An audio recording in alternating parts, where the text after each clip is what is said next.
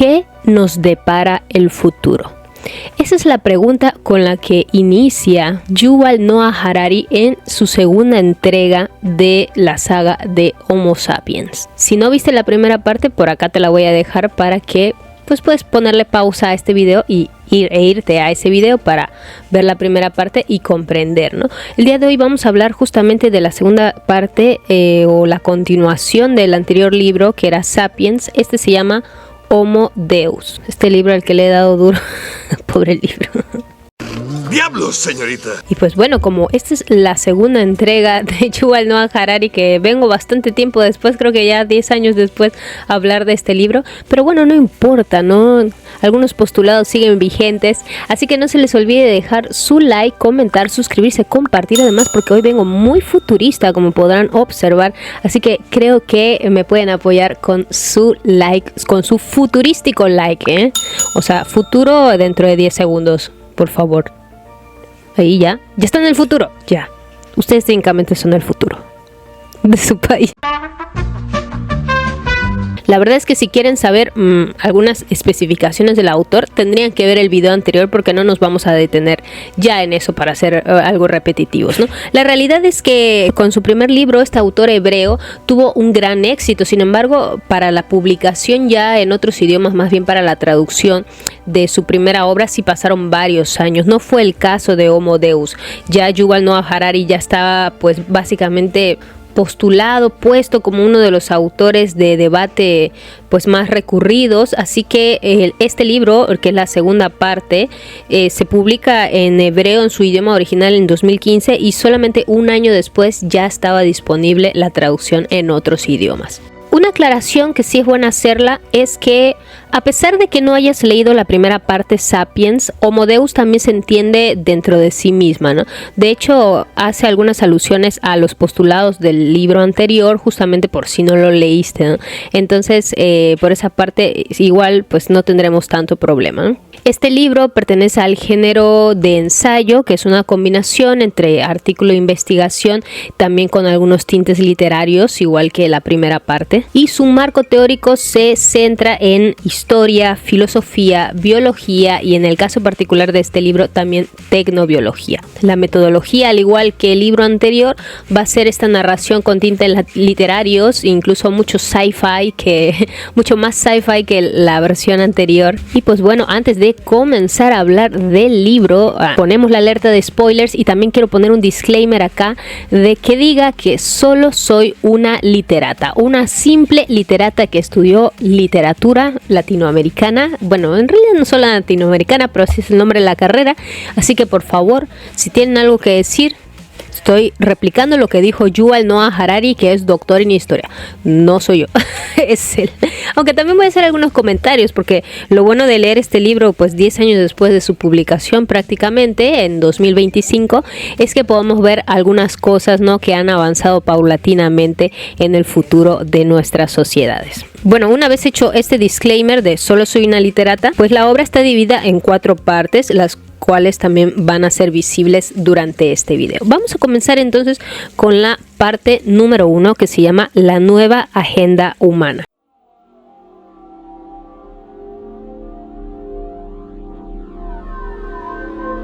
Supuestamente estamos en los albores del año 3000 y en este año 3000 los grandes problemas que han aquejado a la humanidad a través de toda nuestra existencia ya no son problemas que aquejen al menos a la mayor parte de la humanidad. Y estamos hablando de los 3 grandes enemigos de nuestras sociedades, que han sido el hambre, la peste o la enfermedad y la guerra. Yuval Noah Harari nos dice que en este año 3000 la mayoría de los países tiene un problema mucho más profundo que el hambre, que es el comer en exceso. El comer en exceso parece que va a ser uno de los problemas del futuro, ¿no?, según nos augura este historiador, y nos hace algunas alusiones a nuestro pasado remoto en el siglo XVIII, cuando María Antonieta, ¿no?, que fue muy criticada en ese tiempo y no de las nieves, aconsejó a la muchedumbre que si se quedaban sin pan, pues que comieran pasteles. Y pues él comenta que justamente hoy en día, ya no solamente en el año 3000, sino incluso en nuestra actualidad,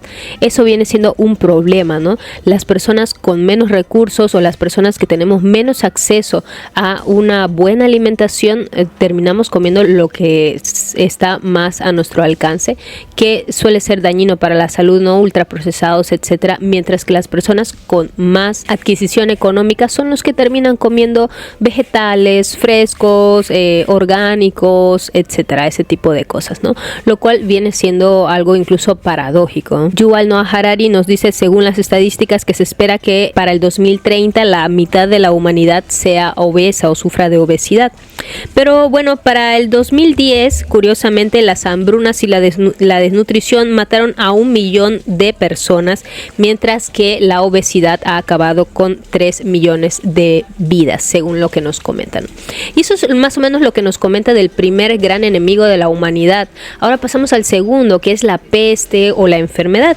Aquí nos da un punto de vista muy interesante que fíjense que yo nunca lo había pensado. Si nosotros estudiamos o leemos las narraciones acerca de la enfermedad en el pasado, podremos notar que en la antigüedad la enfermedad no era algo contra lo que la humanidad pudiera luchar, porque básicamente era como parte del destino, parte de las decisiones de Dios o de las deidades en el caso de la cultura que estemos hablando, y por lo tanto no era algo con lo que se debiera luchar, ¿no? Incluso tenemos adaptaciones de la misma muerte, como las que tenemos por acá en las pinturas, en las que podemos ver que la muerte misma era una misma representación, no era un ente, un ser, muchas veces enviado por las mismas deidades, entonces no era algo por lo que se pudiera luchar, incluso era un poco mal visto intentar luchar contra estas fuerzas sobrehumanas. Sin embargo, en el siglo XX tenemos progresos sin precedentes en las medicinas, tenemos formas en las que hemos luchado de verdad contra este ser, ¿no?, sobrehumano que había quejado a la humanidad hacía mucho tiempo, como por ejemplo vacunas, antibióticos, mejoras en la higiene, mejor infraestructura médica, comparándola obviamente con el pasado. Y el autor Yuval Noah Harari piensa o nos postula que en parte esos avances se debe a que Sapiens, o sea, nosotros, nos atrevimos a desafiar esos castigos divinos, ¿no? Nos atrevimos a luchar contra ellos para encontrarles una solución más humana. Aquí hay una curiosidad, porque este libro se publicó en 2016, es previo al COVID-19, y a mí me causó curiosidad, entonces me puse a investigar cuánta gente murió durante la pandemia del COVID-19 en comparación con otras pandemias del pasado. Y la verdad es que, a pesar de que sin duda alguna fue una terrible tragedia, los números son impresionantes. Se los pongo en cantidades, ¿no? La peste negra, que fue más o menos en el siglo XII, calcula que acabó con la vida de entre 75 y 200 millones de personas. La viruela ya en el siglo XIV, 56 millones. La gripe española ya en el siglo XX, 50 millones. Y el COVID-19 hasta el año 2022 había acabado con la vida de 15 millones de personas, según la Organización Mundial de la Salud. Comparándolo entre 75 millones, que es a lo bajo de la peste negra, a 15 millones, en verdad que a pesar de que ha sido una pandemia, se puede ver sin duda alguna los números, los avances que ha habido, ¿no? Incluso considerando que la humanidad se ha multiplicado desde los tiempos de la peste negra, ¿no? Entonces, en proporción, la verdad es que sí se puede notar que el ser humano ha tenido grandes avances en contra de las enfermedades, ¿no? Aunque esto no lo podamos decir de manera global, pero al menos sí en ciertos países, ¿no?, en su mayoría. El tercer gran problema de la humanidad es la guerra. La guerra, que a lo largo de la historia antigua se consideraba algo normal, algo incluso esperado.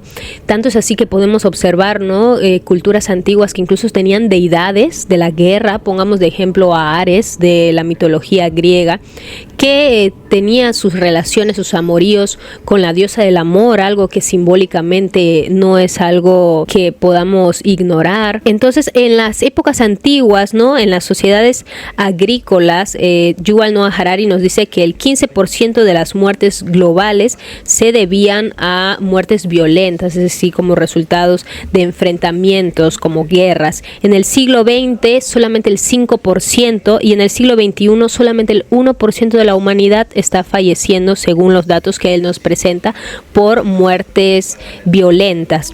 Algo curioso es que en el año 2012, según las estadísticas que nos presenta el libro, 620,000 muertes fueron resultados de enfrentamientos violentos, mientras que hubo 800,000 personas que se quitaron la vida. O sea, hay más gente que se quita la vida que morir durante un enfrentamiento violento, y 1.5 millones de personas se los ha llevado la diabetes, ¿no?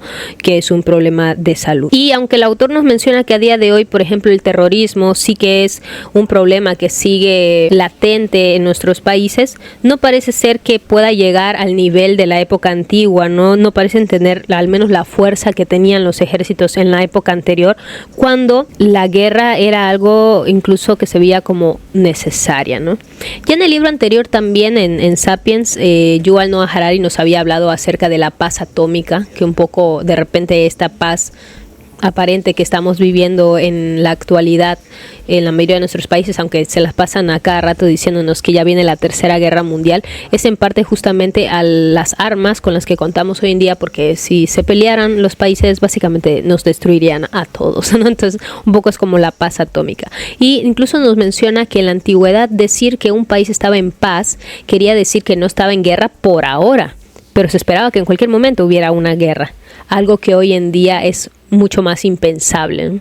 Al menos que vivas en países de Oriente, ¿no? Que ya sabemos. Y pues bueno, termina esta sección casi diciendo que el hambre, la peste y la guerra probablemente continuarán cobrándose millones de víctimas en las próximas décadas. Sin embargo, ya no son unas tragedias inevitables fuera de nuestra comprensión y el control de una humanidad indefensa. Ahora bien, nos habla acerca de la característica que tiene el Homo sapiens, ¿no? De nosotros, que una vez que enfrentamos o logramos superar algunos logros, no parecemos quedarnos contentos en nuestro confort, no parecemos estar muy cómodos.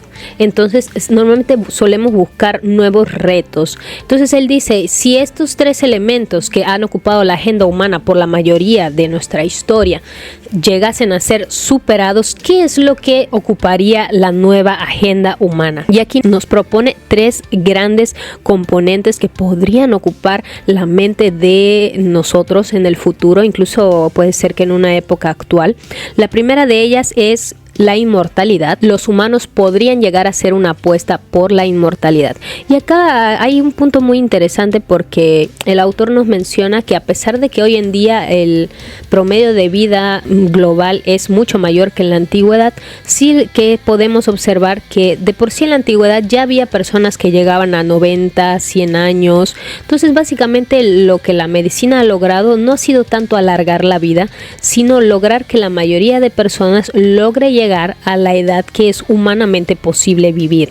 Es decir, porque ya de por sí había gente que vivía en esas edades. Lo que pasa es que la falta de salud pública, etcétera, pues hacía que no fuera la gran mayoría de las personas, y por eso parecía que la gente vivía menos, pero en realidad seguimos viviendo lo mismo que es humanamente posible. Entonces por eso puede ser que en este tercer milenio la humanidad apueste por una búsqueda de la inmortalidad, pero una búsqueda bien, no como la de Dallas, ¿no? El autor nos menciona que en realidad lo que es más probable que el ser humano busque, más que la inmortalidad, es el concepto de amortalidad, porque no quiere decir que podamos hacer nuestros cuerpos indestructibles, sino más que nada retrasar el envejecimiento. Sin embargo, el autor menciona que lograr esto en el siglo XXI es prematuro, no lo ve factible, pero sí que lo ve para próximos milenios, ¿no? De repente. Y nos hace notar algo muy curioso, porque probablemente este hecho de tener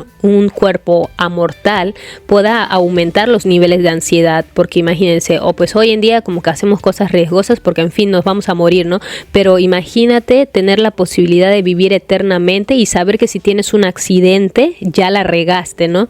Entonces, ¿cómo podría vivir esa gente con ese tipo tipo de vida. El segundo gran elemento que podría perseguir el Homo sapiens en tiempos futuros, según Yuval Noah Harari, sería encontrar la clave de la felicidad. Obviamente esto ya a través de una solución incluso bioquímica, porque a diferencia de antes, ¿no?, de la antigüedad, que se pensaba un poco que los estados emocionales era algo que el ser humano no podía controlar, hoy en día sabemos que todo esto son reacciones químicas. Entonces un poco así a lo que se propone en 1984, ¿no?, con estos medicamentos que se tomaban, el Soma en la novela, ¿no?, se tomaban el Soma para hacer felices siempre, que esta felicidad más que nada no es tanto una felicidad un poco abstracta, no filosófica, no, sino una felicidad simplemente que se redunde en el placer, en la satisfacción, en el que el cuerpo se sienta bien, ¿no? A eso va un poco el punto de la felicidad. Y por último, el tercer elemento de la nueva agenda humana, como lo plantea Yuval Noah Harari, es alcanzar poderes de la divinidad, es decir, inmortalidad, felicidad y divinidad. Esos serían los tres elementos. Ahora, esto de divinidad puede sonar muy loco, pero en realidad se refiere más que nada a la ingeniería biológica, es decir, que podamos incluso llegar a mejorar nuestros cuerpos, yo así como ahorita que estoy mejorada mi cuerpo, a través de la ingeniería, ¿no? Que no es algo también muy loco, ¿no? Sabemos cómo ha avanzado la ingeniería a día de hoy. Personas que han perdido ciertos miembros pueden ocupar la ingeniería biológica para poder continuar sus vidas con normalidad. Pero el autor va un poco más allá de eso, o sea, el hecho de incluso mejorar nuestros cuerpos para adquirir poderes que antes solamente tenían las divinidades, ¿no? Como la superfuerza y cosas como esa. Y pues bueno, la verdad es que cuando yo terminé esta sección del libro, que se llamaba La Nueva Agenda Humana, yo sentí que ya había terminado de leer el libro, pero solo era la introducción. Pero pues bueno, es que de verdad esa introducción es como un artículo de investigación en sí mismo. Bueno, aquí ya comienza el autor ya a desglosar parte por parte, no todo esto que nos ha lanzado así como una locura, como una película de ciencia ficción, lo va a empezar a desarrollar.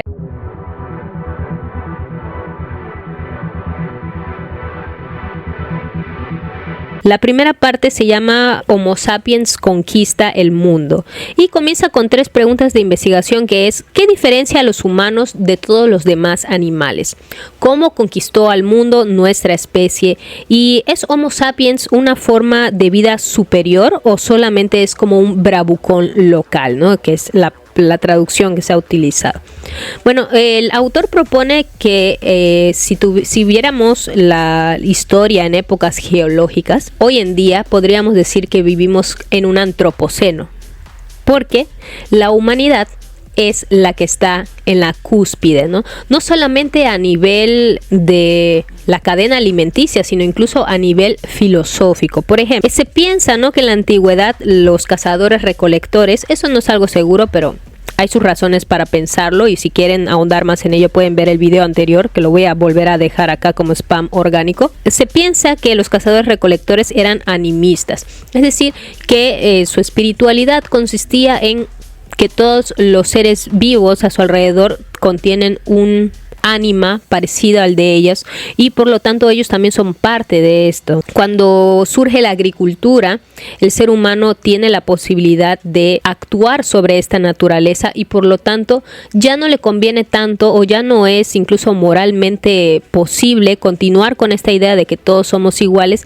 si vamos a utilizar a los animales, por ejemplo, para el trabajo, como por ejemplo puede ser en la ganadería. Curiosamente, el autor nos menciona que es justamente durante esta época de la historia en la que surgen las primeras religiones teístas, porque de alguna manera los dioses, la existencia de dioses que permitan al ser humano utilizar a la naturaleza para su propio beneficio, era algo que pues filosóficamente, espiritualmente era necesario para estas nuevas sociedades. Sin embargo, hace alrededor de 500 años, con la evolución científica que se tuvo, el Homo sapiens es a día de hoy un animal muy solitario, porque básicamente hemos dejado de creer en esos dioses que le daban un sentido a nuestras vidas, ¿no?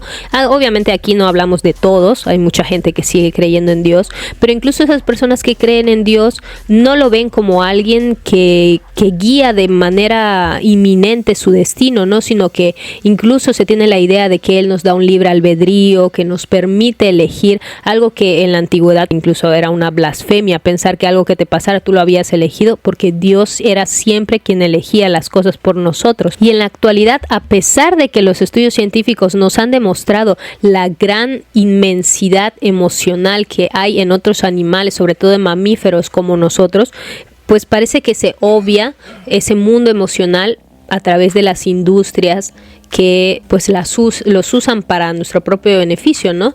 Como por ejemplo la industria ganadera, etcétera. Para hacer más alusión a eso, pueden igual revisar el anterior video donde el autor se explaya más en eso. Él es vegano, entonces eso tiene mucho sentido con él. La tendencia actual, él nos dice, es pensar, ¿no?, a la conclusión a la que llega un poco la biología, que los organismos funcionan a base de algoritmos. Esto en los humanos y en los mamíferos sobre todo. Y nos pone un ejemplo muy claro. Pensamos en un simio o en un mono que está en un árbol y tiene que cruzar a otro donde ha visto una banana, un plátano. Él no es como que tiene que pensar mucho. Sus emociones son como algoritmos que le llevan a tomar la decisión. Entonces, ¿qué pasaría si solamente tiene que cruzar? Pues probablemente sienta hambre y eso le indica a su cerebro que es necesario cruzar, ¿no? Ahora, ¿pero qué pasaría si hubiera una serpiente enrollada allí, muy cerca del banano? Allí el mono, sin necesidad, digamos, de reflexionar mucho, las mismas emociones toman las decisiones un poco por él y ahí se puede ver qué es lo que prima. De repente, si él tiene más hambre que miedo, probablemente lo intente, ¿no? Pero si tiene más miedo que hambre, definitivamente no lo va a intentar. También si tiene opción de comer un banano de algún otro árbol, probablemente tampoco lo intente. Y eso se refiere un poco el autor con entender las emociones o los organismos como algoritmos, ¿no? Eso nosotros también lo vemos como seres humanos. A veces pensamos que tomamos decisiones libremente, pero en realidad también tenemos un montón de configuraciones, ¿no?, que vienen desde nuestra infancia y en realidad de repente no somos totalmente libres como creemos, ¿no? Pero algo que menciona el autor es que darnos cuenta de como esos algoritmos que funcionan dentro de nuestro cuerpo nos permite la oportunidad incluso de cambiarlos, de modificarlos, pero mientras no somos conscientes de eso, pues no va a seguir así, igual con la configuración como está, ¿no? Así como el autor menciona que la agricultura produjo el teísmo, que es una religión, él propone que la revolución científica nos ha llevado a una nueva religión a la que él denomina humanismo, que es creer que el ser humano es la clave de todo, que el ser humano tiene la posibilidad de elegir por sí mismo, tiene incluso como una voz única que nos indica que somos libres y todos estos pensamientos con los que realmente la mayoría solemos estar de acuerdo porque es lo que rige nuestras sociedades. El autor propone ver al humanismo como una religión más de la historia. Y basándose en eso nos dice, ¿en verdad somos superiores, no? ¿En qué consiste esta chispa humana? Un poco haciendo alusión, por ejemplo, a las inteligencias artificiales. Probablemente lo que nos diferencia a nosotros de una inteligencia artificial sería nuestra capacidad de tener conciencia, algo que supuestamente las inteligencias artificiales, al menos hasta ahora, no tienen. Pero ahí tenemos un problema muy grave y es que la conciencia nadie sabe muy bien qué es. Antes se le conocía como un alma, pero hoy en día sabemos que no hay indicios científicos de que exista un alma como tal. Entonces, por eso, después de llamarla psique, ¿no?, la humanidad ha tendido a entender la conciencia como la mente, ¿no? Diferencia entre cerebro y mente. Sin embargo, a día de hoy tampoco sabemos muy bien en qué consiste la mente, ¿no? Cómo funciona, tampoco lo sabemos muy bien. Entonces, puede ser que esto nos lleve a darnos cuenta de que de repente una inteligencia sin conciencia pueda ser más útil que la inteligencia humana, ¿no?, que contiene esto, que no se sabe muy bien qué es. Nos menciona el autor que los algoritmos no son una respuesta del todo satisfactoria para nuestras experiencias subjetivas. O sea, que esta forma simplificada de ver nuestra existencia, ¿no?, nuestros cuerpos, nuestros organismos, nuestras mentes como simplemente algoritmos, pues probablemente no sea satisfactorio, ¿no? Pero a día de hoy es lo más congruente que hemos podido encontrar, ¿no? Al menos hasta el año 2016. Déjenme en los comentarios si ustedes saben de este tema y saben si se ha encontrado algo más. Aunque sabemos que todo proviene del cerebro, resulta complejo de usar el concepto o la idea de mente, sobre todo por la complejidad de comprender otras mentes que no sean las nuestras. Algunas máquinas logran pasar por humanos al hablar con ellos y confundirnos, ¿no? Y esto es al menos lo que dice Yuval Noah Harari, que se han hecho investigaciones donde las personas como que se comunican tanto con humanos como con inteligencias artificiales sin verlos, y luego les preguntan quién es el humano y llegan a confundirse, llegan a confundir a la inteligencia artificial con el humano, ¿no? A veces puede pasar esto.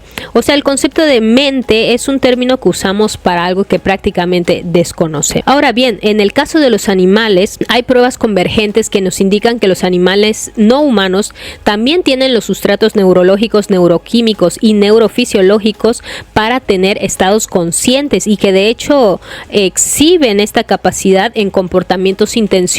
Es decir, el autor propone que los animales, sobre todo los mamíferos, también tienen conciencia igual que los seres humanos. En consecuencia, el peso de la evidencia indica que los humanos no son los únicos en poseer los sustratos neurológicos que generan conciencia. Y tal es el caso que, por ejemplo, en el 2015 Nueva Zelanda fue uno de los países pioneros en considerar a los animales como seres sensibles y conscientes. Por ejemplo, para tratar nuestras enfermedades psiquiátricas, los medicamentos, antes de probarse en seres humanos, se prueban en ratas. Imagínense si ellos no tuvieran esos sustratos neurológicos tan parecidos a los nuestros, ¿cómo es que estos medicamentos podrían hacer su efecto en ellos? Hay otros autores que dicen, no, lo que nos diferencia de otros animales no es la conciencia, ya sabemos que los animales también tienen, sino la autoconciencia, es decir, el ser conscientes de nosotros mismos. Sin embargo, el autor también comenta que hay varios experimentos que indican que al menos algunos animales, sobre todo mamíferos, recuerdan sucesos individuales y son capaces de planificar consecuentemente eventualidades futuras, ¿no? Aunque sobre eso también hay dudas, ¿no? Porque a veces se tiende a ver a los animales un poco a humanizarlos, ¿no? Es nuestra manera de entenderlos. Pero nos pone un ejemplo muy interesante de un chimpancé en Suecia que se llamaba Santino. Este chimpancé lo que hacía era que no le gustaba, la verdad, que la gente fuera a verlo en el zoológico, ¿no? Entonces él juntaba piedras y cuando veía a la gente que se amontonaba, se las empezaba a lanzar. Entonces, ¿qué es lo que empezaron a hacer? Pues la gente ya se cuidaba de él, ¿no? Ya iba protegido de todo porque ya saben que les iban a tirar las piedras. Entonces, increíblemente, mostrando una inteligencia sumamente aguda, más que incluso que algunas personas, el chimpancé lo que empezó a hacer era que pues, parecía muy pacífico. Tenía un montón de paja allí. Pues la gente se acercaban, no había piedras. Resulta que el chimpancé había tapado las piedras con esa paja para que no apareciera, y cuando se descuidaban allá agarraba la paja y te la lanzaba, pero eran piedras. Entonces imagínense esa inteligencia que está demostrando ese chimpancé de darse cuenta primero de la conciencia de sí mismo, de que lo están molestando, luego dos, de que los humanos han cambiado sus actitudes para protegerse de él, y entonces prever una situación futura, porque estas piedras rodeadas de paja él los armaba una noche anterior, ¿no? Para tenerlo listo, sus proyectiles cuando llegara el día siguiente. Entonces eso, bueno, solamente es un ejemplo, ¿no? Pero ese tipo de cosas que se han visto de animales también proponen que es muy probable que los animales también sean conscientes de sí mismos. Entonces eso tampoco es algo que nos haga especiales en sí. También había un ejemplo que pasó en el 2010 de un caballo que sumaba. Ese me pareció muy interesante. Bueno, resulta que en el siglo XX había un caballo, ¿no? Que incluso era como fenómeno de feria, porque si tú le preguntabas, ¿no? Por ejemplo, ¿cuánto es 4 más 6? Y él empezaba a golpear con su patita el suelo hasta que llegaba el número y todos, wow, es el caballo matemático, ¿no? De todo. Bueno, años después se descubrió que lo que en realidad hacía el caballo no sabía sumar, sino que el caballo identificaba, sabía interpretar las facciones de los humanos que lo estaban poniendo a prueba, y cuando él ya estaba a punto de llegar al número, ¿no? de veces que tenía que golpear el suelo, veía la excitación en los rostros de los humanos, entonces él sabía que hasta ahí tenía que ser para que le dieran su premio, porque él, cada vez que le atinaba, ¿no?, al número, le daban su premio. Entonces esa era lo que en realidad pasaba con este caballo, no era que supiera sumar, pero impresionantemente sabía interpretar las facciones, las expresiones de otras especies, en este caso de los humanos, mucho mejor que algunos humanos, increíblemente.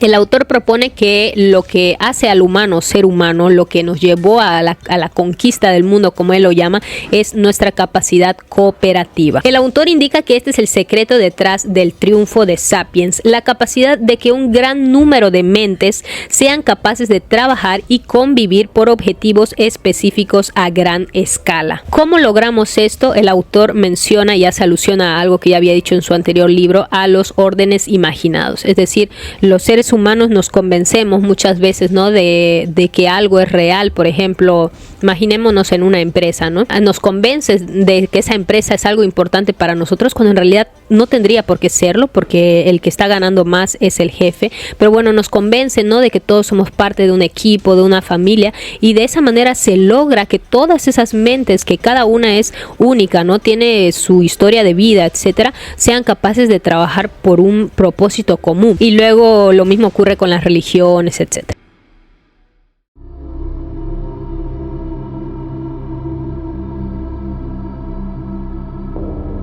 Pasamos a la parte 2, que se titula Homo sapiens da sentido al mundo. O sea, Yuval Noah Harari nos está llevando en un recuento histórico. Supuestamente vamos a llegar a esa parte que nos comenzó diciendo, ¿no?, de ser humanos futuristas en busca de la inmortalidad, la felicidad y la divinidad.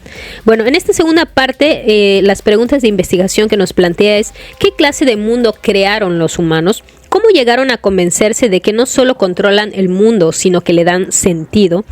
¿Y cómo se convirtió el humanismo, es decir, la veneración a la humanidad, en la más importante de las religiones modernas? Aquí comienza el autor hablándonos de que los animales no humanos viven básicamente en una realidad dual, que son las entidades externas y sus experiencias subjetivas internas. Por ejemplo, ¿no?, sale el sol, produce calor y eso produce una experiencia subjetiva interna en básicamente pues casi cualquier ser vivo. Sin embargo, el sapiens es una criatura que vive una realidad de 3 capas, que son la entidad externa, es decir, la realidad objetiva de lo que ocurre, su experiencia subjetiva interna, que le produce ciertas emociones, y una tercera capa muy interesante, que es la de los relatos. Es decir, los seres humanos no vivimos ni siquiera la realidad objetiva, ni siquiera nuestra realidad intersubjetiva como la mayoría de animales que reaccionan a sus emociones, sino vivimos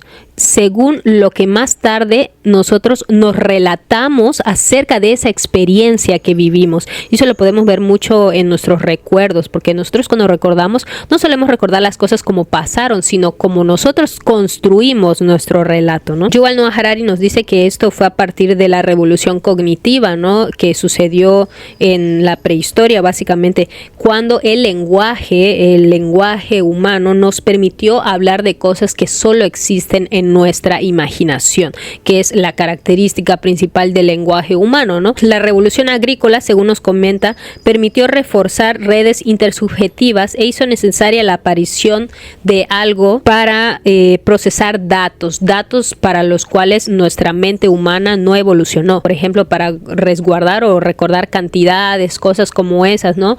En realidad, él nos lleva a decir que ese fue el motivo por el cual surgió la escritura, y surgió la escritura en distintas partes del mundo casi al mismo tiempo, ¿no? Por ejemplo, pongamos de ejemplo los egipcios y los sumerios, que desarrollaron sus modos de escritura, ¿no? Más bien sus modos administrativos de llevar estos registros de manera particular cada quien. Incluso aquí en América, por ejemplo, la cultura caral, ¿no?, que desarrolló sus primeras protoescrituras, por llamarlos de alguna forma, que fueron los quipus, que eran un modo administrativo de llevar un registro de datos que los humanos no podemos llevar, o no estamos capacitados de repente para eso, no evolucionamos para recordar cantidades y cosas como esa, ¿no?, que son necesarias ya en una sociedad de tipo agrícola. El autor nos menciona que la escritura, la aparición de la escritura fomentó incluso más que el ser humano sea capaz de creer en entidades ficticias que solamente existen en nuestra imaginación. O sea, que le creemos muchas veces más a lo que está escrito que a lo que incluso nuestra experiencia nos dice, ¿no? Nos pone un ejemplo muy interesante, algo que pasó en 1958 en China, cuando se transcribía, ¿no?, la cantidad de cereal que se estaba produciendo, y pues resulta que los autores, los escribas comenzaron a falsear las cantidades, y a pesar de que veían los graneros que como que no coincidían, ¿no?, una cosa con la otra, prefirieron creerle a los registros y luego tuvieron una gran hambruna debido a esto, ¿no? El autor nos menciona que a día de hoy, en la actualidad, al menos en nuestra forma de pensar moderna, cuando el texto y la realidad chocan, a veces la realidad tiene que ceder y terminamos creyéndole más a los textos que a la misma realidad, ¿no? Por ejemplo, las Sagradas Escrituras, ¿no? Durante siglos, las Sagradas Escrituras nos referimos a la Biblia, durante siglos, a medida que los descubrimientos científicos comenzaron a avanzar, lo que se tendió a hacer, ¿no?, en la espiritualidad cristiana es a reinterpretar los textos y a decir, oh, sí, mira, aquí ya lo había predicho la Biblia, ¿no? Ya había predicho que la Tierra era redonda, ya había predicho que estamos hechos de átomos, pero solamente eran reinterpretaciones de textos que probablemente no tenían nada que ver con eso, ¿no? Pero a eso vamos, ¿no? Con que la escritura muchas veces es más verificable, ¿no?, supuestamente, que la realidad misma. El autor nos dice que las ficciones nos permiten cooperar mejor, como el ejemplo que les ponía de las empresas, ¿no? Una empresa que al final es una ficción también, ¿no? Y el precio que pagamos es que la misma ficción es la que termina determinando nuestros objetivos. Aquí ya luego entra en un punto que es hablar de la ciencia, ¿no? Gracias a los ordenadores y la bioingeniería, la diferencia entre ficción y realidad puede ser que en el futuro acabe difuminándose a medida que la gente remodele la realidad para que se ajuste a sus ficciones favoritas. Aquí hablando un poco ya del humanismo, que él mencionaba que nuestra tendencia religiosa actual es el humanismo. Primero comienza definiendo qué es una religión, ¿no?, para que luego podamos entender el humanismo como una. Nos dice que la religión es cualquier historia de amplio espectro que confiera legitimidad superhumana a leyes, normas y valores. La religión asevera, cualquiera, que los humanos estamos sujetos a un sistema de leyes morales que nosotros no hemos inventado y que por lo tanto no podemos cambiar. En este sentido, nos menciona cómo la ciencia ha ayudado a legitimar la religión actual, que es el humanismo, que un poco se piensa, ¿no?, que religión y ciencia están peleados, pero no necesariamente. Por ejemplo, la ciencia nos dice que los humanos no pueden sobrevivir sin oxígeno, ya. Pero la ciencia no puede decirnos de manera objetiva, moral, ¿no?, incluso, si es correcto ejecutar a criminales asfixiándolos.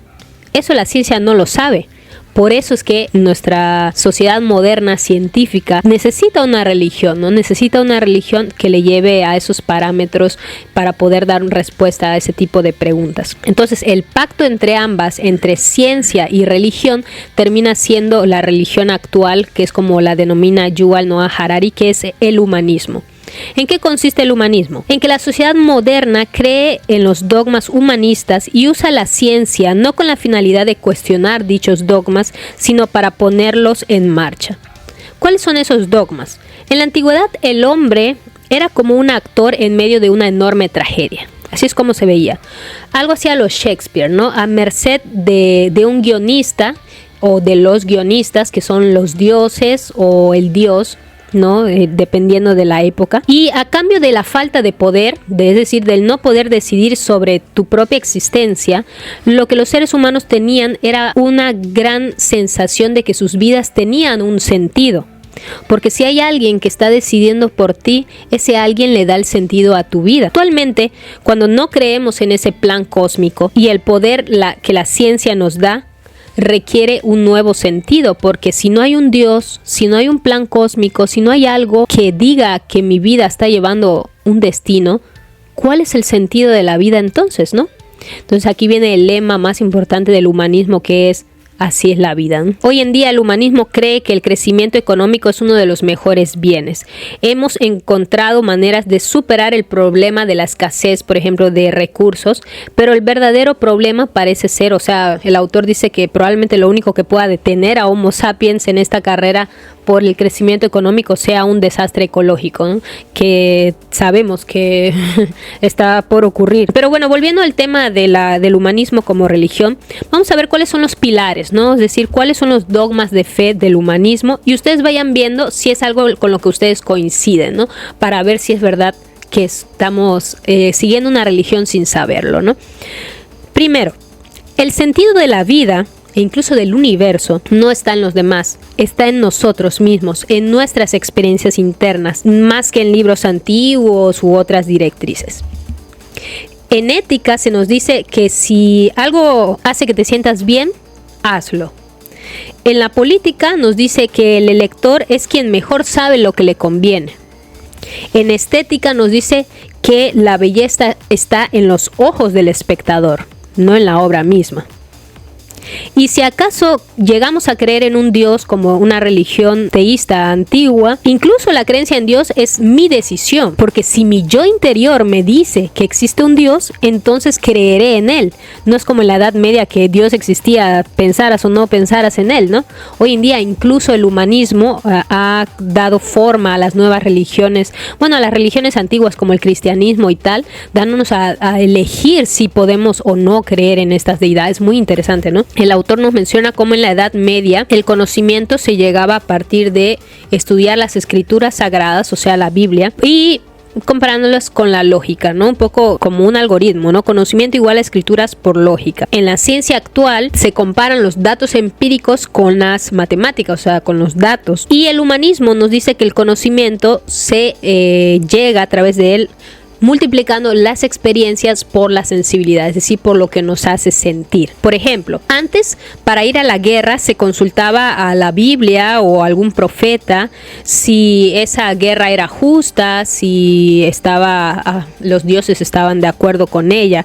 Actualmente importan más las experiencias subjetivas, ¿no? Incluso de los individuos antes de irnos a una guerra. Aquí comienza de verdad una de las partes más interesantes del libro, que es lo que el autor denomina las sectas del humanismo, porque si el humanismo es una religión, pues resulta que ha tenido sus sectas a través de la historia, y aquí vamos a recorrer un poco la historia del siglo XX, que fue algo en lo que no ahondó mucho el libro anterior, el libro de Sapiens, pero que este libro sí. El autor nos dice que en sí el humanismo cree que cada ser humano es único y posee una voz interior distintiva y una serie de experiencias que nunca se repetirán. ¿Ustedes están de acuerdo con eso? Con ese dogma de fe, que todos somos únicos y diferentes. Es por eso que se deja que todos voten y el voto de todos es igual. Ahora bien, en las sectas del humanismo han surgido 3, según lo que comenta. La primera de ellas es vamos a verlas en orden como cronológico, ¿no? El humanismo evolutivo, ¿no? El humanismo evolutivo nos dice que sí, todos los seres humanos somos únicos, diferentes, todo lo que tú quieras, pero algunos humanos en esta diferencia son simplemente superiores a otros, y es en el conflicto cuando dejamos que la selección natural elija a los que son superiores a otros, ¿no? Entonces, cuando las experiencias humanas colapsan, es decir, cuando hay dos humanos que están chocando sus intereses, los humanos más aptos son los que deben decidir por encima de los demás. Y incluso el humanismo evolutivo nos dice que en nombre de los supuestos derechos humanos o la igualdad, hemos estado todo este tiempo castrando a los seres humanos más adaptados, lo que podría llevarnos a una degeneración o incluso una extinción del Homo sapiens, ¿no? El nazismo, por ejemplo, es una versión muy exagerada de esta secta humanista, ¿no? Que nació básicamente, según el autor, de emparejar esta secta humanista, el humanismo evolutivo, con teorías raciales, ¿no? Que tenían esto de la raza aria, etcétera, ¿no? Entonces, pues durante esta época, ¿no?, de la Segunda Guerra Mundial, surge también otra secta humanista, que fue el socialismo, que fue la que terminó venciendo, ¿no?, al humanismo evolutivo, que el socialismo nos dice que sí es verdad, cada ser humano es único y diferente, pero nos exige un poco que dejemos de estar obsesionados solamente con nuestras propias experiencias y que entendamos que nuestras experiencias son parte de un cúmulo, es decir, de una sociedad en la que cada ser humano es diferente y es importante, ¿no? Entonces, por lo tanto, en esta O sea, mientras que el humanismo evolutivo nos dice que los que deben votar, por llamar un ejemplo, son los seres humanos más aptos, es decir, no todos, sino los más aptos, el socialismo nos dice que quien tiene la razón o quien tiene la autoridad de generar estas votaciones es el partido, que viene siendo este grupo social, ¿no?, que se ha aglomerado de alguna manera, ¿no?, y que tiene intereses en común. Durante gran parte del siglo XX el socialismo gobernó buena parte de los países de Europa, ¿no?, después de que cayó la Alemania nazi. Pero había otra secta humanista por ahí, un poco como callada, como que parecía que no estaba allí, que es la secta del liberalismo, que a diferencia de las dos anteriores, el liberalismo cree que el voto de todos vale lo mismo, todos somos iguales ante la ley, ¿no? Todos tenemos los mismos derechos, las mismas capacidades, y entonces esta forma, ¿no?, una vez que cae el socialismo también, ¿no?, debido a sus prácticas económicas que de repente no fueron funcionales, surge el liberalismo, que es pues el tipo de política que incluso llevamos a día de hoy la mayoría de países, ¿no? Es curioso porque el autor parece estar más de acuerdo con el humanismo evolutivo, al menos por lo que comenta, ¿no? Incluso nos hace énfasis en que el nazismo no sea lo que primero que uno piense en humanismo evolutivo, lo primero que uno piense. Pero es difícil, cuando uno lee los postulados del humanismo evolutivo, es inevitable pensar en los nazis. Pero bueno, aquí nos habla de las guerras humanistas. Entre 1914 a 1989 parecía que el socialismo ganaría hasta que el imperio soviético implosionó, ¿no?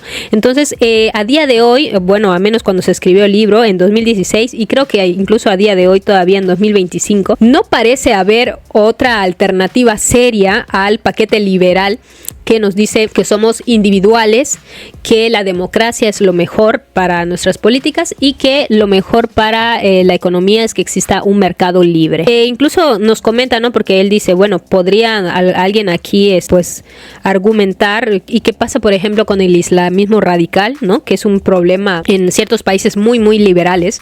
El autor nos dice que el islamismo radical no plantea ninguna amenaza seria a este paquete liberal, porque a pesar de todo su fervor, los fanáticos no entienden el mundo del siglo XXI, y cito, eso es lo que dice. Comienza diciendo que miles de millones, incluso científicos, continúan empleando las escrituras religiosas ya no como fuente de autoridad como antes, ¿no?, por ejemplo en la Edad Media, pero ya no son fuente de creatividad para descubrimientos como sí lo fue en alguna parte de la historia, ¿no?, cuando se tomaba la Biblia para investigar, para descubrir nuevas cosas. Hoy en día parece que nos hemos desfasado un poco de eso, y son estas tendencias humanistas, ¿no?, del liberalismo, del creer en el individualismo, en que todos somos iguales, en que todos tenemos los mismos derechos, que todos tenemos las mismas capacidades, las mismas, que nuestro voto básicamente de todos vale lo mismo, ¿no? Y pues bueno, díganme ustedes en los comentarios qué opinan sobre eso.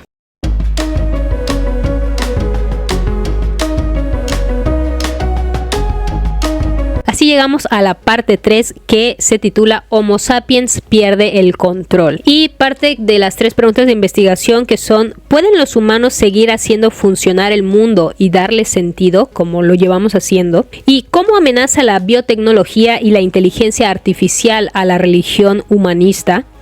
¿Y quién podría heredar la humanidad y qué nueva religión podría llegar a sustituir al humanismo? Aquí comienza hablándonos acerca de los liberales, ¿no? Bueno, esta secta que le llama la secta humanista del liberalismo. Los liberales valoran tanto la libertad individual porque creen que los humanos tienen un libre albedrío. Pero esta es la principal contradicción con la ciencia, porque la ciencia nos ha ido demostrando poco a poco con todo eso de los algoritmos, etcétera, que probablemente los seres humanos pocas veces decidamos algo de manera libre, ¿no? No solamente hay situaciones externas que nos llevan a decidir, sino situaciones internas, configuraciones psicológicas que nos llevan a tomar decisiones de las que muchas veces no somos conscientes y terminamos arrepintiéndonos, ¿no?, en el futuro. Aquí hay una gran contradicción, ¿no?, entre la religión humanista y lo que la ciencia le está demostrando. Cuando aceptamos que no hay alma, es decir, que no hay como algo único de cada ser humano, y que los humanos, pues en sí no tienen una esencia interna, ni siquiera hay una voz interna que sea única. No tiene sentido preguntarnos tanto cómo tomamos las decisiones, porque si los organismos en verdad carecen de libre albedrío y solo fueran algoritmos, así como el ejemplo que les ponía hace rato del mono, eso implica entonces que algún día podremos ser capaces de manipular e incluso de controlar los deseos humanos mediante la bioquímica, por ejemplo, mediante fármacos, mediante ingeniería genética e incluso estimulación directa del cerebro. La ciencia, nos dice Yuval Noah Harari, socava no solo la creencia en el libre albedrío, sino también en el individualismo. Porque si miro en mi interior, supuestamente que tenemos una voz interna, nos daremos cuenta de que esa voz en realidad se disuelve en una cacofonía de voces en conflicto. Es decir, no somos individuos, somos dividuos, nos podemos dividir en todas esas voces que nos han configurado a través del tiempo. Y con las voces no me refiero a que estemos esquizofrénicos, no es una manera poco poética de decirlo. Aquí nos ponen un ejemplo súper interesante que está en la página 322, que es más, se los voy a leer. Algunos de los estudios más notables de pacientes con el cerebro escindido, se descubrió que uno de los tratamientos para tratar la epilepsia era como hacer que una parte del cerebro, o sea, uno de los dos hemisferios, trabajara menos, hiciera trabajar más al otro, ¿no? Entonces a eso se le llamó como el cerebro escindido, es decir, cuando a través de mecanismos, pues que no entiendo muy bien, ¿no? Hacen que solamente una parte del cerebro como que responda a ciertas preguntas o conteste, ¿no? Entonces este estudio hecho por el profesor Roger Walcott Sperry, que obtuvo el premio Nobel en Fisiología y Medicina por sus revolucionarios descubrimientos, junto con su alumno el profesor Michael Gazzaniga. Uno de sus estudios se centró en un adolescente, ¿no?, que padecía epilepsia. Se le preguntó al chico qué le gustaría hacer cuando fuera mayor. El chico contestó que quería ser dibujante. Tal respuesta la proporcionó el hemisferio izquierdo, que desempeña una función fundamental en el razonamiento lógico, así como en el habla. Es decir, él dijo yo quiero ser dibujante. Pero el muchacho tenía otro centro del habla activo en el hemisferio derecho, que no podía controlar el lenguaje vocal, pero sí deletrear con piezas de Scrabble. Los investigadores estaban deseosos de saber qué diría el hemisferio derecho, de modo que esparcieron las piezas, o sea, las letras, en la mesa, tomaron una hoja de papel y escribieron: ¿qué quieres hacer o qué quieres ser cuando seas mayor? Colocaron el papel en el borde del campo visual izquierdo del chico y los datos procedentes del campo visual izquierdo se procesan en el hemisferio derecho, ¿no? Ya lo hemos dicho. Puesto que el hemisferio derecho no podía usar lenguaje verbal, el chico no dijo nada, pero su mano izquierda empezó a moverse rápidamente sobre la mesa, cogiendo piezas de aquí y de allá, y deletreó carreras de automóviles. Espeluznante. Aquí el autor nos habla entonces que los seres humanos tenemos por lo menos dos voces internas, no una. Una es el yo experimentador, es decir, el que está viviendo la situación. Y otra, que es la más importante para nosotros, es el yo narrador, que es el que te va a contar la historia después, el que incluso está interpretando la vivencia que estás teniendo al mismo tiempo que lo estás experimentando. Y nos pone un ejemplo de otro experimento que se hizo, que es súper interesante. Miren, el experimento consistía en que le pedían a cierto número de personas que metiera la mano en un bote de agua helada, de agua muy helada, que estaba creo que a 15 grados centígrados, ¿no? Bueno, bastante helado, ¿no? Metían la mano ahí durante 1 minuto, si mal no estoy, 60 segundos, y luego sacaban la mano, ¿no? Luego hicieron otro grupo de control en el cual hacían el mismo experimento, tenían que meter la mano durante el mismo tiempo, durante 60 segundos, pero una vez terminados los 60 segundos le echaban un poco de agua caliente de tal manera que la temperatura subiera de 15 grados a 16. Estoy diciendo las temperaturas de memoria, puede ser que no sea exactamente esas temperaturas, pero el caso es que la temperatura subía apenas 1 grado, ¿no? Pero durante un rato pues sentían el alivio del agua caliente. Y en este momento tenían que mantener la mano allí 30 segundos más que el primer experimento, o sea, en total duraba 1 minuto y medio, con agua igual de helada, porque, o sea, un centígrado ya me dirás tú qué tal diferencia puede hacer, pero con la diferencia de verdad de que por un breve momento pues les ponían agua caliente y como que ese dolor, ¿no?, del agua helada se aliviaba. Entonces, cuando a todos les volvían a preguntar cuál de los dos experimentos preferían hacer, pues el yo experimentador nos diría lógicamente, no, pues prefiero hacer el de 60 segundos, para aguantar 60 segundos el agua helada, porque dura menos tiempo el sufrimiento. Pero no, la mayoría de la gente prefería el segundo experimento, que el sufrimiento duraba más tiempo, solamente porque había un breve instante en el que el dolor aminoraba, a pesar de que duraba al final más tiempo su sufrimiento, ¿no? Y a eso vamos con el yo narrador. Al final, el que termina tomando las decisiones no es el que experimenta la realidad, sino el que transcribe, el que interpreta estas experiencias. Incluso nos dice que la fantasía es lo que da sentido al sufrimiento en nuestras vidas. El yo narrador preferiría seguir padeciendo en el futuro antes que admitir que su sufrimiento pasado careció totalmente de sentido. Bueno, volviendo al tema de los liberales, el autor nos dice que los liberales defienden los mercados libres y las elecciones democráticas porque creen que cada humano es un individuo único y valioso, cuyas opciones libres son la última fuente de autoridad. Pero en el siglo XXI hay tres cosas que podrían hacer a esta idea obsoleta. 1. Que los humanos han ido perdiendo a través del tiempo su utilidad económica y militar. Es decir, en el siglo XX o anteriormente, en este tiempo de guerras, etcétera, era importante, cada individuo era importante porque formaba parte de un ejército militar y una persona podía hacer la diferencia en una guerra. Hoy en día, que una sola persona pueda activar una bomba, pues realmente los humanos comienzan a perder su importancia individual. 2. Que el sistema, es decir, nuestro sistema, nuestra sociedad, encuentre más valor en los colectivos que en los individuos. Y número 3, que podría socavar esta idea, es que algunos individuos sigan siendo valiosos como tal, pero son parte de una élite, básicamente, no aquellos que han podido alcanzar o de cierta manera tener más acceso a esta nueva agenda humana que busca la inmortalidad, la divinidad y la felicidad, ¿no? Y esto finalmente va a terminar acrecentando esta brecha que diferencia entre los que tienen acceso a las nuevas tecnologías y los que no tenemos acceso a ellas, que somos la gran mayoría de la humanidad. Antes el individuo era importante, nos dice el autor, porque cada uno hacía la diferencia en la guerra. Hoy en día los algoritmos, o sea, las inteligencias artificiales, amenazan prácticamente con dejarnos a todos desempleados, ¿no? El dilema más bien del siglo XXI bien podría ser qué hacer con toda esa gente que se podría volver superflua porque ya su trabajo lo hace una inteligencia artificial mucho mejor que ellos mismos, ¿no? ¿Qué ocurrirá, nos dice el autor, cuando los algoritmos sean mejores que nosotros recordando, analizando y reconociendo pautas? A menudo incluso se nos dice que el arte es como el último oasis que nos queda a los seres humanos, o sea, lo único que quedará siendo parte de la humanidad una vez que la inteligencia artificial logre superarnos en la mayoría de las cosas, pero ¿será?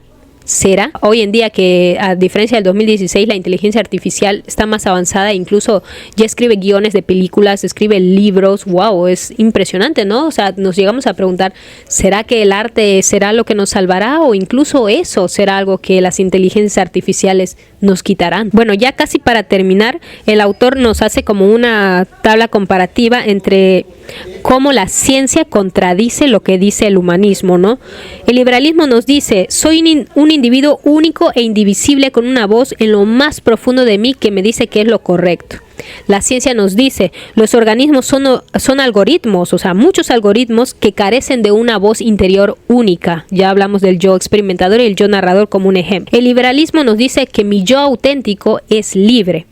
La ciencia nos dice que nuestros algoritmos no son libres, están modelados por genes y presiones ambientales. El liberalismo nos dice que solo yo tengo acceso a mi yo interior.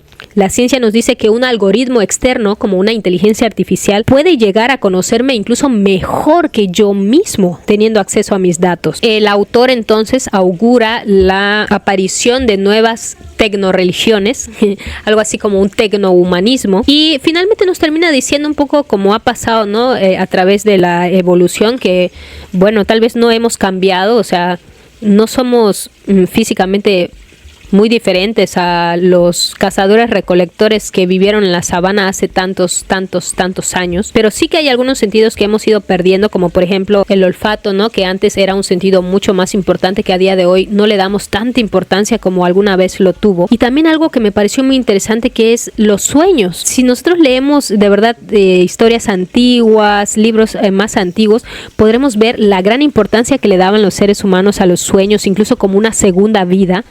Y es increíble que a día de hoy casi no logramos recordar nuestros sueños, como si hubiéramos dejado casi, bueno, no siempre, ¿no? A veces recordamos, pero casi como si hubiéramos dejado de vivir esa segunda realidad que antes vivíamos, ¿no? La realidad de los sueños. Hablo de los sueños cuando dormimos, ¿no?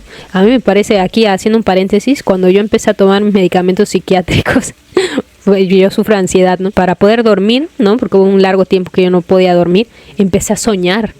Y fue ahí recién, porque antes yo no recordaba mis sueños. ¡Ay, qué miedo! El autor nos pregunta, ¿qué ocurrirá cuando la tecnología haga posible remodelar y modificar nuestros mismos deseos? Aquí el autor nos habla de algo que parece que ha estado surgiendo, que él le llama una religión emergente, a diferencia del humanismo, que él lo llama dataísmo, que es la adoración a los datos. Y nos pone el ejemplo de cómo en la actualidad, ahora incluso más que antes, en el 2016, nosotros regalamos nuestros datos, de verdad. Lo dejamos en internet, no sé, y como que eso es lo que nos la pasamos haciendo, regalando nuestros datos. Y esto podría acabar en, bueno, un concepto que no él ha inventado, ¿no? Algo que se denomina el internet de todas las cosas, el internet de las cosas. Cuando el internet tenga los datos precisos, mientras más datos tenga, podrá predecir más cosas, podrá saber mucho más de nosotros, incluso que nosotros mismos, que nuestros familiares, quienes nos conocen, ¿no? El dataísmo tiene también sus propios dogmas. Nos dice que la información debe ser libre. El dataísmo no es liberal ni humanista. No tiene nada en contra de las experiencias humanas, simplemente no cree que sean valiosas. Lo que es valioso son los datos. Los sapiens evolucionaron en la sabana africana hace decenas de miles de años. Y sus algoritmos no están precisamente ideados para manejar los flujos de datos del siglo XXI, ni del siglo XXII, ni de ningún siglo. Entonces el dataísmo dice, sí, por ejemplo, nos da una cachetada, ¿no? Al siglo XX. Si tú crees que Dios es producto de tu imaginación humana, está bien, pero la imaginación humana es a su vez un producto de algoritmos bioquímicos también, o sea, tampoco te creas tan inteligente, ¿no? En la actualidad los dataístas afirman que el internet de todas las cosas, el internet, es decir, que el hecho de que todos tengamos los datos de todos es algo casi sagrado, porque los humanos lo crean supuestamente para que esté al servicio de las necesidades humanas, pero con el tiempo, según nos dice Yuval Noah Harari, esto puede acabar volviéndose sagrado por derecho propio, ¿no? O sea, le haga o no le haga bien a la humanidad. En el siglo XXI los sentimientos ya no son los mejores algoritmos, porque el dataísmo nos permite a través de la inteligencia artificial saber quiénes somos en realidad. Por ejemplo, ¿quieres saber quién eres en realidad? Pues ya no subas a una montaña a mirar la luna, ¿no? A tener esta meditación intrínseca. No, manda una prueba de ADN para que te digan todas las enfermedades que puedes tener. El autor nos dice que ya nos había advertido también en el libro anterior que en historia un problema que hay es que cuando predecimos la historia, podemos hacer que esta cambie. Nos pone el ejemplo en el libro anterior del marxismo, cuando Karl Marx escribía, ¿no?, que la lucha de clases iba a terminar explotando. Lo que no pensaba él era que los que estaban en contra suya de sus pensamientos también sabían leer, y al final no terminó pasando lo que él auguraba que pasaba, porque se pudo prevenir, por decirlo así, ¿no? Entonces eso es lo que tiene la historia, y un poco Yuval Noah Harari nos previene de eso, de no creas también todo lo que estoy diciendo yo acá, porque por decirlo podemos hacer algo para que cambie, ¿no? También nos dice que es dudoso que, al menos por ahora, la vida pueda reducirse a la mera toma de decisiones algorítmicas, y que el dataísmo está alcanzando una comprensión cada vez mayor de los procesos de la toma de decisiones, pero también pudiera estar adoptando cada vez una concepción cada vez más sesgada de la vida, o sea, obviando situaciones subjetivas, ¿no? A veces que nosotros los seres humanos hemos considerado sagradas a través del tiempo. El dataísmo amenaza con hacerle a Homo sapiens lo que éste ha hecho a otros animales. Y finalmente termina diciendo, este libro rastrea los orígenes de nuestro condicionamiento actual, porque así es como lo denomina, ¿no? Nuestro nuestro condicionamiento actual con el fin de aflojar su agarre y permitirnos pensar de maneras mucho más imaginativas acerca de nuestro futuro. Y nos deja con 3 preguntas, ¿no? ¿Ustedes qué piensan? ¿Son en verdad los organismos solo algoritmos y es en verdad la vida solo un procesamiento de datos? ¿Qué es más valioso, la inteligencia o la conciencia? ¿Y qué le ocurrirá a la sociedad, política y vida cotidiana cuando los algoritmos no conscientes, háblese de inteligencia artificial, pero muy inteligentes, nos conozcan mejor que nosotros mismos? Y pues bueno, con estas preguntas súper sci-fi termina este libro al que yo de nueva cuenta, igual que al libro anterior, o sea, yo podré no estar de acuerdo con algunos postulados del autor, pero qué manera de presentarlos. La verdad es que es un ensayo brillante. Yo le doy 5 estrellas de 5. Si quieres darte un chapuzón ahí filosófico, cuestionarte tu propia vida, tu propia existencia, lo que ibas a hacer mañana, amigo, ya no es seguro nada. Te invito a leer la obra de Yuval Noah Harari con las 2 partes, ¿no? Con Sapiens y este segundo que es imperdible, que es el Homo Deus, que se titula así porque pues supuestamente no es, eso parece más bien una decisión editorial titularlo así, como que podemos llegar a ser una nueva especie que se llame Homo Deus en vez de Homo Sapiens, o sea, el hombre Dios, ¿no? Pero pues en realidad no es algo que se mencione mucho en el libro, parece ser más bien una decisión editorial titularlo así, ¿no? Para que sucumbió al marketing. Y pues bueno, amigos, ¿qué les ha parecido? La verdad es que a mí me ha encantado. No se olviden de dejar su like, comentar, suscribirse, compartir, todas esas cosas. De verdad, déjenme sus comentarios de qué sensación les ha dejado este libro. A mí me ha dejado tan sci-fi que miren mi maquillaje, de verdad estoy acá toda futurista, bueno, lo más que pude, y porque no sabemos cómo va a ser el futuro. Y pues nada, yo les mando un abrazo, un beso. No olviden compartir este video con todos los amantes del futuro, con todos esos que andan dejando todos sus datos allá en Instagram, en Facebook. Ya dejen de hacerlo. Miren lo que están haciendo las inteligencias artificiales, nos van a destruir a todos. Traten bien a ChatGPT, nada de estarle insultando porque te viene la IA, de verdad, te viene la IA. Así que pues bueno, amigos, sobreviviremos al futuro. Bueno, en realidad solo viviremos a lo mucho 80 años. Les mando un abrazo, un beso y nos vemos hasta el próximo video para un libro igual de interesante como este. Chao.